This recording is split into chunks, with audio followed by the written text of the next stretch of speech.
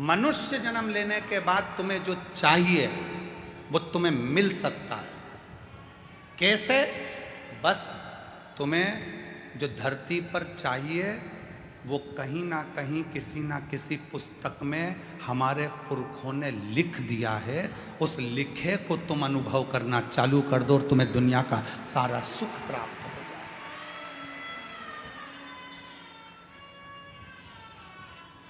महाराज,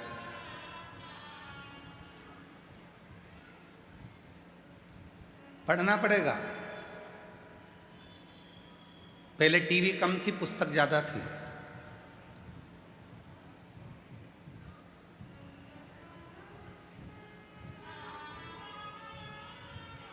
पहले टाकीज कम थे, लाइब्रेरी ज्यादा थी।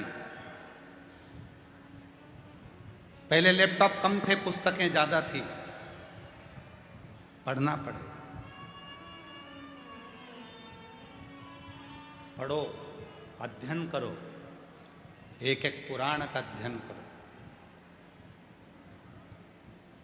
पढ़ो। और जिस दिन तुमने पढ़ना चालू कर दिया, हम फिर कहेंगे गीता प्रेस गोरखपुर की सारी पुराणे अपने घर में ले आओ। रोज प्रतिदिन एक एक पुराण का अध्ययन करा करो कि सियोर वाला बाबा दुर्वा चढ़ाने का बोला है तो कहाँ से बोला है, उसको पढ़ो, मिलेगा तुम्हें। अध्ययन करो, कौन सी पुराण से बोल रहे हैं मालूम पड़े। अध्ययन करो। सब कुछ लिखा है हमारे वेद व्यास जी ने पुराणों में। ऐसी कोई चीज नहीं है जो पुराणों में या शास्त्रों में वर्णन नहीं करे।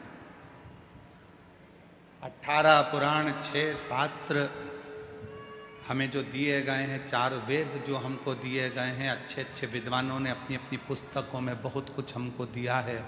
हम उनको छोड़कर, उसके बाद भी हम अपना सनातन धर्म छोड़कर दूसरे धर्म की पुस्तकों की बड़ाई करें तो चुल्लू भर पानी में डूब मरो।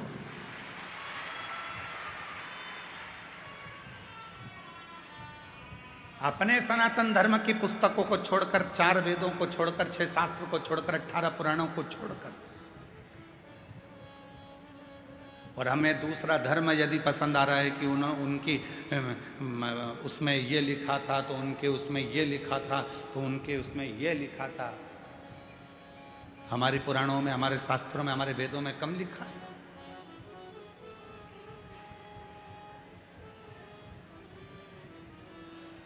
जैसे मंदिरों को मिटाने का काम विधर्मियों ने करा, तीर्थों को नष्ट करने का काम विधर्मियों ने करा, वैसे ही हमारे वेद और शास्त्रों में भी अटकलियां, हमारे वेद और शास्त्रों को भी मिटाने का काम विरोधियों ने करा, विधर्मियों ने करा।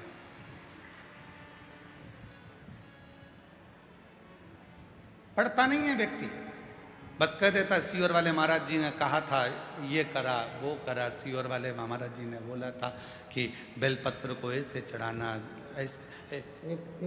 एक बेलपत्र की डंडी की दिशा की भी मूलता रहती है कि डंडी कहाँ रखना।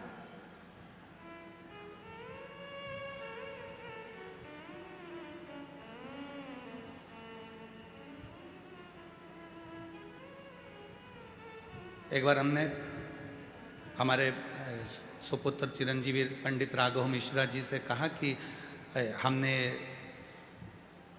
शिव पुराण में पढ़ा है कि बेलपत्री की डंडी का मुख संतान के लिए चाहिए तो उसको इस तरह से रखा जाता है, और बीज की पत्ती का मुख ऐसा रखा जाता है। जरा इसका असर होता है क्या? कोई ऐसा शास्त्र है क्या? कोई ऐसा साइंस है क्या? तो हमने कहा तुम्हारे गूगल में सर्च करो, क्या वो साइंस है? तो पंडित राघव मिश्रा जी ने उसको निकाला और उसको निकाल कर वो हमको बता रहे थे। कहाँ बैठे हैं वो? राघव कहाँ है? हाँ, दे उसको माइक दो, जरा माइक दो। वहीं से बोलो। हाँ, वहीं से। कि तितली उड़ती है तो उसके पंख किस दिशा में जा रहे हैं उसका भी असर संसार के लोगों पर पड़ता है, तो एक बेलपत्री की डंडी का भी असर पड़ता है। ये गूगल कह रहा है। ये रिसर्च सेंटर कह रहा है, ये साइंस कह रहा है। प्रदीप मिश्रा तो बाद में बोला है, ये सब चीजें लोग उसको अनुभव कर रहे हैं कि बेलपत्र की डंडी प्रदीप मिश्रा जी ने यहाँ चढ़वा दी, दुर्वा यहाँ चढ़वा दी, जल यहाँ चढ़वा दिया, स्थान पर गेहूं चढ़वा दिया, चावल का स्थान ये बता दिया, तो इसका असर क्या होता है? आपने जिसको पढ़ा है क्या कहते हैं उसको? Butterfly effect. साइंस में एक बटरफ्लाई इफेक्ट बताया गया, जिसमें बताया गया कि एक चींटी अगर कन्याकुमारी में चल रही है तो उसका असर कश्मीर में पड़ रहा है। जोरदार ताली बजाकर साथ हो गई।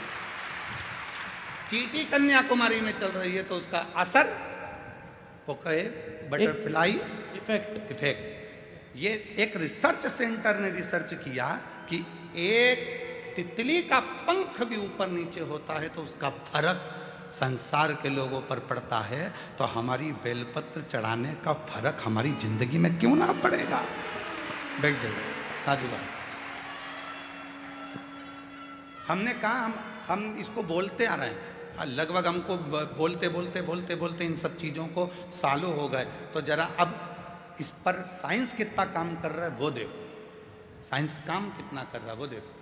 तो राघव जी ने उसको सर्च मारा, निकाला, फिर उन सब सर्चों को देखा गया कि कितना कितना कौन कौन से देश पर केवल जरा से पंख का असर कितना होता है। फूल की दिशा, आज दुनिया के लोगों को तो भगवान को फूल चढ़ाना भी नहीं आता।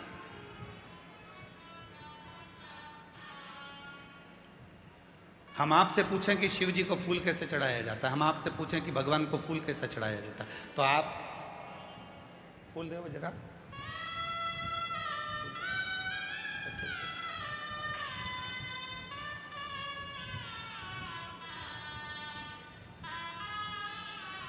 आप और हम फूल कैसे चढ़ाते हैं? शंकर जी पे या देवता पे फूल ऐसे चढ़ाएंगे कि फूल का जो मुख है वो अपनी ओर रखेंगे, अपनी ओर। और डंडी का मुख कहाँ रखा? भगवान की ओर, क्योंकि भगवान जब बैठे रहते भगवान के सामने आप इस तरह से उसको श्रृंगार के भाव से जमा देते हो, भगवान के सामने ऐसे चढ़ा देते हो। अब भगवान है यहाँ, फूल चढ़ा रहे हो, मुख उधर और भगवान बैठे इधर।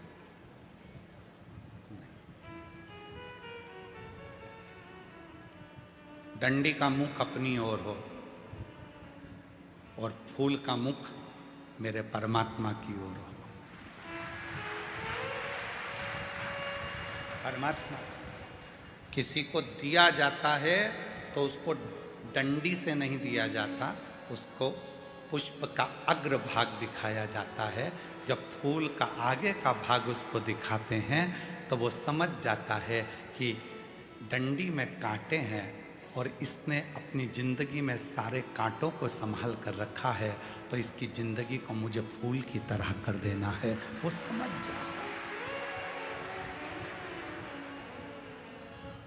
वो समझता। भोलेनाथ जी मैं तेरी शरण में हूँ, शिव जी कृपा करना, संतोषी माता कृपा करना, राम जी कृपा करना, गणेश जी कृपा करना, भवानी कृपा करना। सबने भगवान के सामने फूलों को जमा दिया, श्रृंगार कर दिया, पर फूल का मुख परमात्मा की ओर नहीं करा।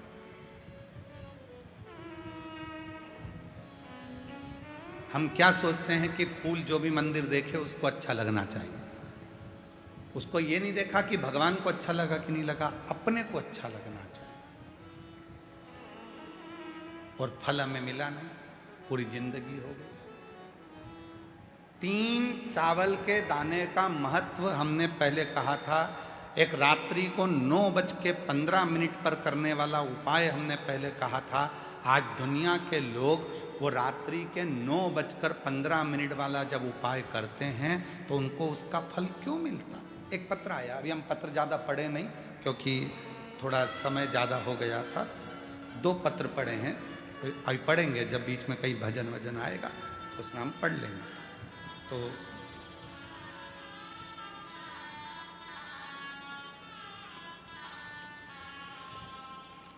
मनीषा पति सुंदरलाल सापले, जिला बड़वानी, मध्य प्रदेश से आई है। कहीं बैठी हो, आप ही हैं, आ जाओ, एक बेलपत्र ले जाना। मनीषा पति सुंदरलाल सापले, जिला बड़वानी, मध्य प्रदेश से आई हूँ। मेरे पति भगवान पर विश्वास नहीं रखते थे। मैं जल चढ़ाने जाती थी तो चिल्लाते थे, मगर कुबेर भंडारी की ऐसी कृपा हुई कि मेरे पति अब मेरे साथ 1 लोटा जल चढ़ाने मंदिर जाते हैं। 1 लोटा जल की महिमा क्या बताऊं गुरुजी। पति ने विश्वास कब करा, जब मैं अपने पति को जल चढ़ाने के लिए लेकर चली गई। पति की पूरी उम्र निकलती चली गई, 45 साल की आयु हो गई और मेरे पति ने मुझसे शर्त लगाई।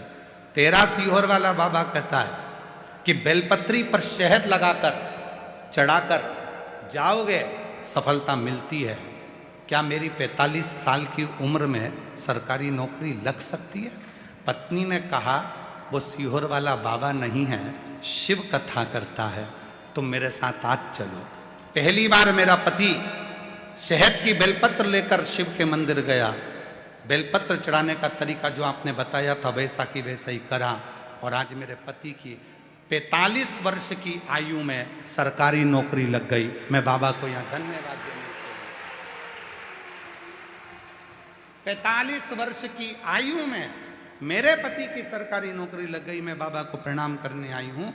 और दूसरी बात कहना चाहती हूँ, आप कहते हो गेहूं के दाने अशोक सुंदरी वाली जगह पर चढ़ाने से वैभव बनता है। मैंने बाबा को गेहूं के दाने चढ़ाए, जिससे 3/12/2025 को बाबा की कृपा से, आज बाबा की करुणा से मेरा खुद का 2 मंजिल का मकान बन गया। मैं बाबा को धन्यवाद देने के लिए।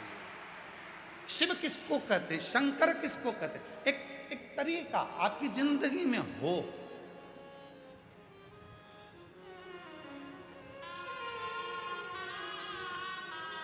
हमारा चिकित्सा विभाग कहता है दूध पीना है तो दूध को पीने के लिए खड़े होकर पिया जाता है और पानी को पीना है तो बैठकर पिया जाता है, शरीर के लिए ठीक होता है।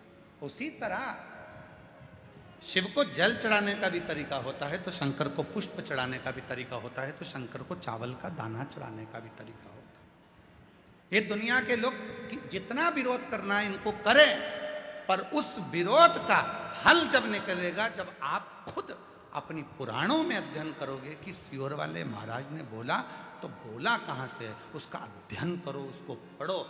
जैसे नेपोलियन, फ्रांस के राजा नेपोलियन ने कहा कि हमारे बुजुर्गों ने, हमारे गए हुए उन संतों ने अपनी पुस्तकों में सब कुछ लिख दिया, बस उसको तुम जितना अपने शरीर पर उतारोगे उतना तुम्हारा वैभव बढ़ते चले जाएगा। आप उतारो तो शरीर। हम केवल मोबाइल तक रह गए, हम केवल लैपटॉप तक रह गए, हम केवल टीवी तक रह गए, पर हम पुस्तकों को छोड़ दिए, हमने पढ़ना छोड़ दिया, हमने अध्ययन करना छोड़ दिया।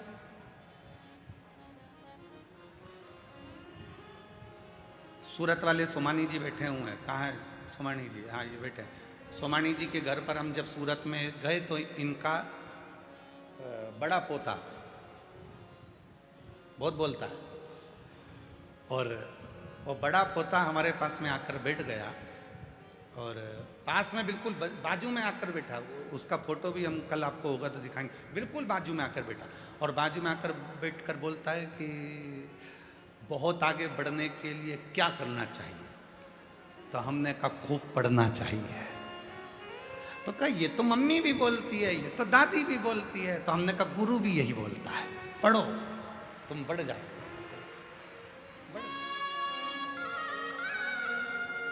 आगे बढ़ने की सबसे बड़ी कुंजी, चाबी है तुम्हारा पढ़ना। केवल विरोध करना नहीं, उसको पढ़ो।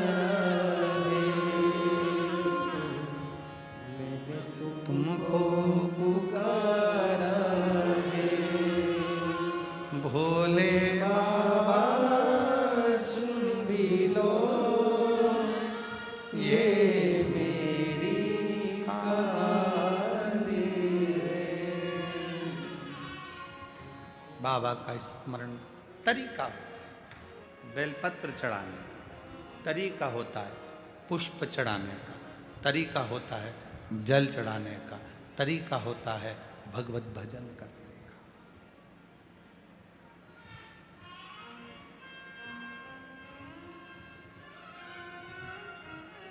सारे तीर्थों में जाइए,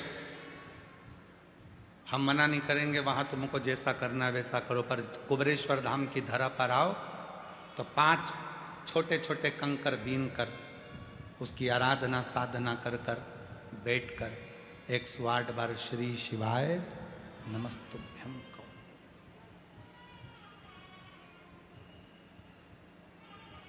एक कंकर को अपने साथ ले जाओ, 4 कंकर छोड़ जाओ, झोली पसार कर प्रणाम कर कर उसको विनय करो कि बाबा तुम्हें मेरे साथ चलना है, बेटी बहुत दुखी है, उसके दुख को हरना है, तुम्हें कृपा करना है, तुम्हें उससे भी।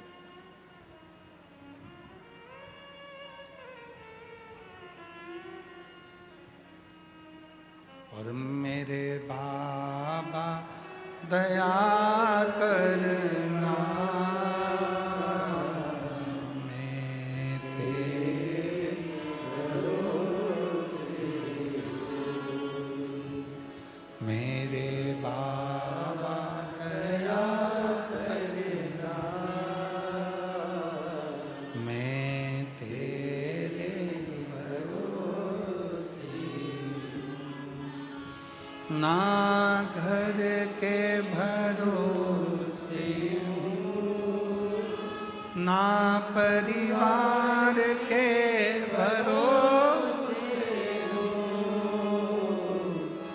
ना घर के भरोसे हूँ, ना परिवार के भरोसे हूँ, मेरे भोले दया करना, मैं तेरे भरोसे हूँ, भोले बाबा दया करना, मैं तेरे भरोसे हूँ। हम उसके आश्रित हो जाएं, आश्रित। कई लोग कह देते हैं, आपने कहा कि एक बेलपत्र लेना, एक चावल का दाना लेना, एक दुर्वा लेना, कभी आप कह देते हो कि कनेर का फूल के साथ लाल कलर का चावल का दाना लेना। सबका तरीका है, सबका स्वरूप है, सब फल देते हैं, बस विश्वास के साथ करना होता है, विश्वास के साथ। एक पत्र आया है,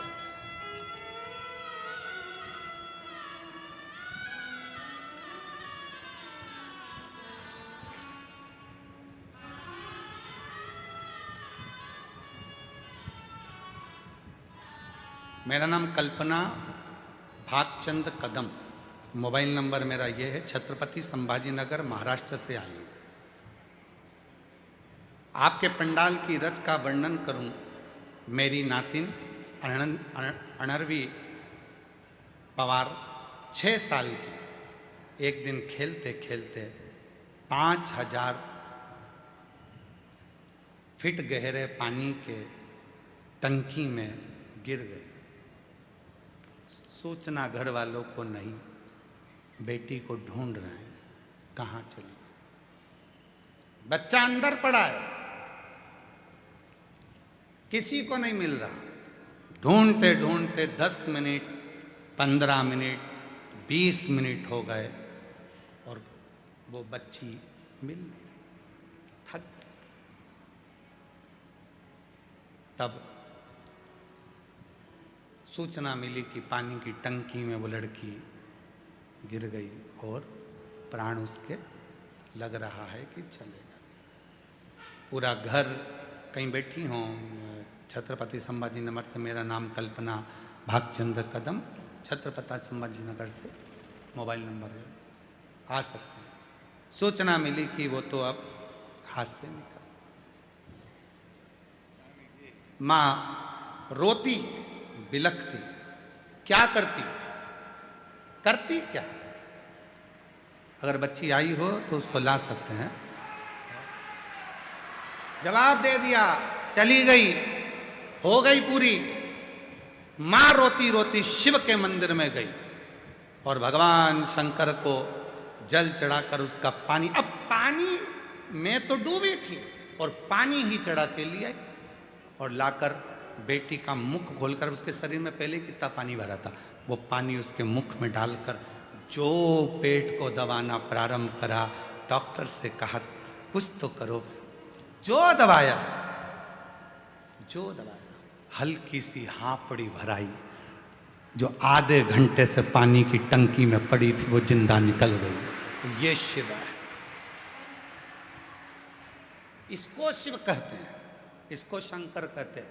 याद आया उसको, सियोर वाला बाबा बोला था एक लोटा जल सारी समस्या का हल है। याद आया, दौड़ पड़ी, मेरी बेटी मेरे हाथ से चली गई, दौड़। फिर कल वाली लाइन याद रखना, अरे भीड़ में तन्हा प्यास की गहराई में मुझे तुम याद आते हो, मुझे तुम याद आते हो, भीड़ में तन्हाई में प्यास की गहराई में मुझे तुम याद आते हो, भोले तुम याद आते हो। तो याद आए, जिस समय उलझन में फंसे और उस समय पर वो परमात्मा याद आ जाए तो समझ लेना कि वो याद नहीं आया है, वो तुम्हारे दुख को हरने के लिए आकर खड़ा हो।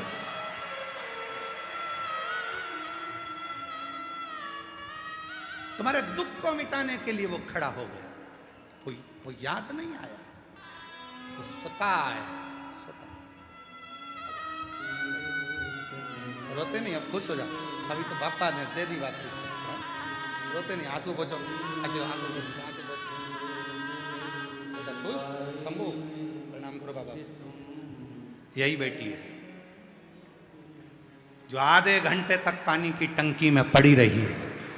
पानी शिव है, वो शंभू है, उसको शिव कहते। ले प्रणाम करो।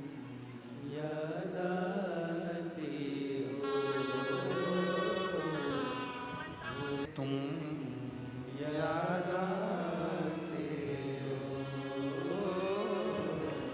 मुझे तुम याद आते हो। वो याद आना चाहिए, और जब वो याद आएगा तुम्हारा आधे से ज्यादा दुख अपने आप समाप्त हो जाएगा।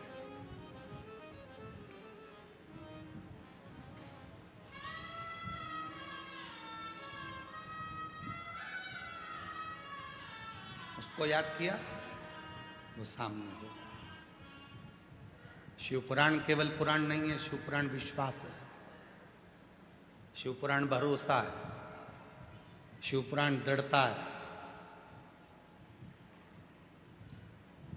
शिव के मंदिर में केवल जल चढ़ाने नहीं, शंकर जी के मंदिर में विश्वास लेकर जाना प्रारंभ करिए, शिव आपके सम्मुख में होंगे। मेरा शंकर भगवान ये नहीं देखेगा कि तेरा जो दूध शिव जी पे चढ़ा रहा है वो कितना गाढ़ा है।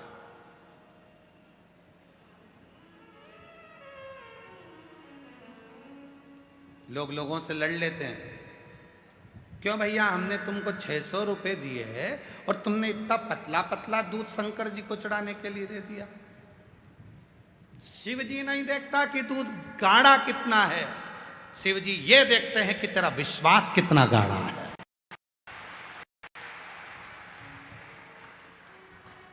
क्यों? धनियाबाई की कथा का स्मरण करिएगा। गीता प्रेस गोरखपुर के कल्याण अंक का धनियाबाई का एक प्रसंग आता है। एक हरियाणा की रहने वाली धनिया जो शिव के मंदिर जाती